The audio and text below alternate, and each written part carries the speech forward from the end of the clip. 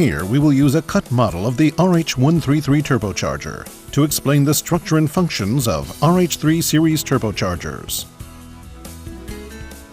RH3 series turbochargers consist of a single-stage centrifugal compressor and a single-stage mixed-flow turbine connected by a single shaft. The exhaust gas from the engine enters the turbine housing, is blown against the turbine wheel to turn the turbine rotor, and is then discharged.